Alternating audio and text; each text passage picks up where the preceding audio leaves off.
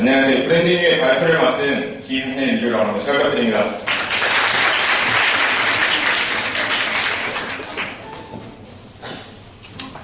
자, 시작하기 앞서서 커피명은 두 가지 잠깐 감상하시겠습니다.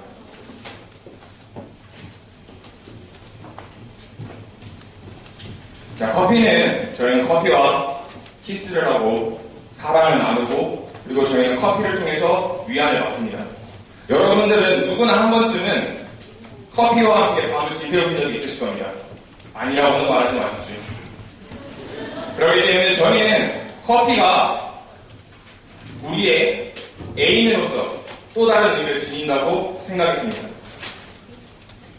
자, 그래서 저희의 발표는 소비자의 관점에서 밥과 커피를 바라보았습니다. 과학적이고 수리적이지 않습니다. 직관적이고 감성적으로 밥과 커피를 바라보았습니다. 그리고 그 중에서도 밥과 커피가 우리의 애인이 될 수 없는 이유에 대해서, 왜 우리의 사랑을 받지 못할까에 대해서 고민해 보았습니다. 자, 저희는 다음과 같은 목차로 발표를 진행할 예정입니다. 자, 먼저 들어가기 앞서서 RTD 커피에 대해서 간략하게 이야기해 보겠습니다. 자, RTD 커피, 우리가 지금 이야기하고 있는 밥과 커피가 RTD 커피 안에 속합니다.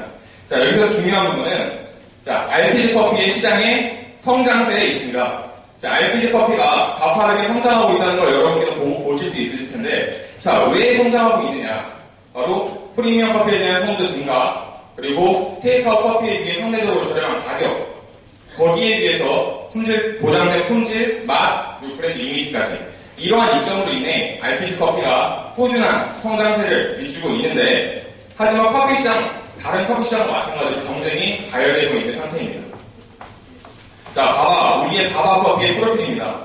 자, 도시적이고 세련됐다는 이미지, 이 외에도 밥과 커피가 내세우는 다른 커피와 차별화됐다는 수많은 강점들이 있습니다. 좋은 원두, 그리고 까다로운 선별, 그 다음에 독특한 패키지 디자인, 그리고 조인성이 마신다는 것까지 여러 가지 강점이 있는데, 자, 밥과 커피는 현재 문제가 있습니다.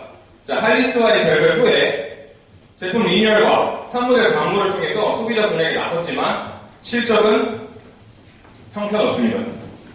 자, 가장 큰 문제는 낮은 점유율도 점유율이지만 리뉴얼 후에 제품의 시장 점유율이 하락하고 있다는 겁니다.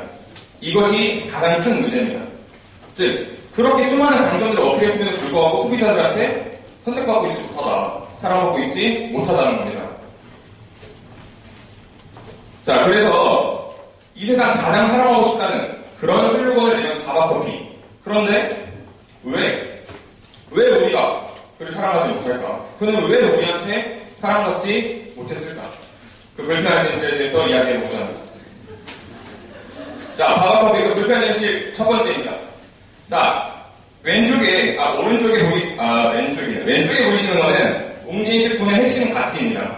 가장 주의 깊게 보셔야 할 부분은 이 헬스라는 건강인데, 자, 웅진식품의 핵심 가치 안에 여러분들이 다 아실만한 그런 브랜드들이 다 결집되어 있습니다. 건강하고 푸르르고. 근데 밥과 커피는 도시적이고 세련됐습니다.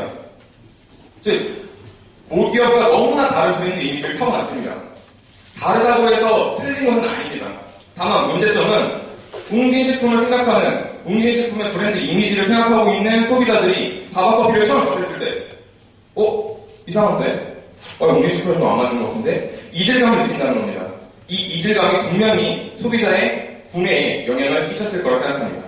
그래서 이는 결국 브랜드 자체에 적혀서 혼란을 가져왔다는 겁니다. 자, 그 다음에 두 번째 불편한 짓을 보시겠습니다. 밥과 커피가 강점으로 내세우는 여러 가지 장점들입니다. 원두, 감별. 그런데 과연 그들만의 매력인지 의심스럽습니다. 자, 요즘 좋은 원두 안 쓴 커피 보신 분 있습니까? 손 한번 들어주십시오. 좋은 원두 안 쓴. 저는 못 봤습니다. 다 100% 알아보고. 자, 그리고, 자, 여러분. 소비자들에게 건강한, 좋은 커피를 내놓고 싶어 하는데 어떤 커피 회사가 까다로운 커피 감별을 안 하겠습니까? 또 더 있습니다. 자, 전통 드립. 자, 드립이 참 많습니다. 전통 드립, 네일 드립, 여러 가지 드립들이 참 많은데 이 역시도 비슷합니다. 자, 독특했다는 그 패키지 디자인도 과연 이게 바바 커피인지 엔드리언스 커피인지 알 수가 없습니다. 즉 뭐냐, 바바 커피는 자기가 다르다고, 남들과 다르다고 차별을 했다고 말했지만 결국에는 다르지 않았던 겁니다. 그들의 매력을 뽐내지 못했던 겁니다. 그래서 차별화에 실패한 겁니다. 자, 바바커피의 부분이 세 번째입니다. 조인성이 나온 광고 많이들 보셨을 겁니다. 멋집니다. 그런데 타겟도 메시지도 아름다운 스토리도 없습니다. 광고를 보시고 혹시 커피를 마시고 싶다는 생각하시는 분 있으십니까? 역시 아무도 없네요. 저도 안 그랬습니다. 그냥 멋있다 이뿐이었습니다. 자, 사랑한다면 카페라떼처럼 이 세상 떠오르지 않습니다. 그래서 우리가 뭘 본 걸까요?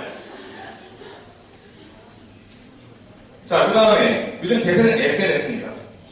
자, 수많은 타 브랜드들이 대세에 맞춰서 소셜 네트워크 서비스를 통해서 소비자들과 공감하고 커뮤니티를 형성하고 매니아층을 형성하고 마케팅을 펼치는 게 일반적인 마케팅 전략이 되고 있는 가운데 바바커피는 블로그도 제대로 기다리지 않고 트위터도 페이스북도 바바커피는 컴백인 걸까요?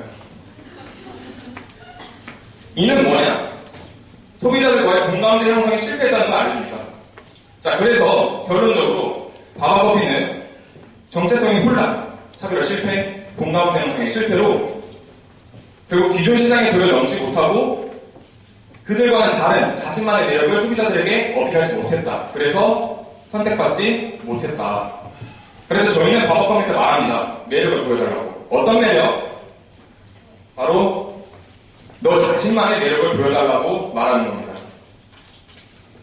자, 그런데 바바커피가 여기 계속 그렇게 불편한 지시를 갖고 있는 불편한 커피는 아닙니다. 바바커피의 가능성은 있습니다. 자, 바바커피가 최근 출시한 그리고 여러분이 손에 쥐고 있는 그 커피 바로 스키니 카페라떼입니다. 자, 여기서 우리가 주목해야 할 부분은 딱 봐도 눈에 띄는 휘핑크림 모양의 독특한 디자인 그리고 여러분들 자세히 보시면 알 수 있지만 칼로리를 낮췄습니다. 즉, 웰빙 트렌드에 부합하는 그런 소비자 트렌드를 반영했다는 겁니다. 여기서 저희는 굉장히 고무적인 느낌을 받았습니다. 또 다음으로 이거는 과거 바바커피가 커피 음악을 시절에 했던 파워블로거를 통한 간접 홍보 방식인데 이는 바바커피가 프로모션에 별 강점이 없는 줄 알았더니 이런 식으로 참신한 프로모션을 이행했다는 점 이런 점에서 저는 바바커피의 작은 가능성을 봤습니다. 자, 그래서 저는 이 바바커피가 솔로 탈출하기 위해서 사랑받기 위해서 선택받기 위해서 두 가지 키워드를 제안합니다.